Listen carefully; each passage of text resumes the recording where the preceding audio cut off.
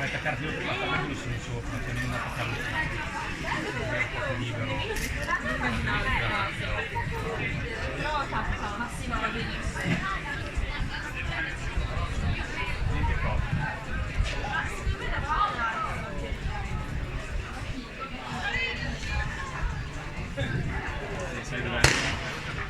Partita questa prima gara di corsa della CDS Allieve, questa seconda giornata.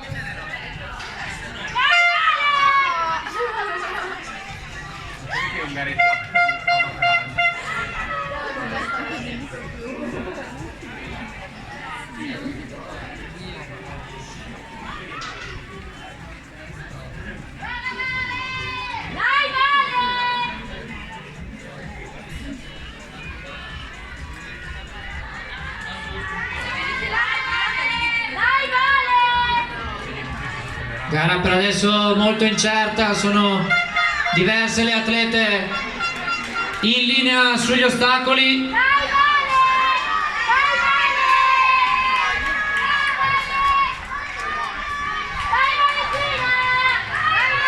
Valentina Lucchese in questo momento che comanda per Bruniera Ferimentagli, seguita da Cescutti. Lucchese, Cescutti alla sfida all'ultimo ostacolo. Andremo a vedere il tempo. 1:12:09 per Valentina Lucchese, seguita da Alessia Cescutti. Vedremo se riusciranno a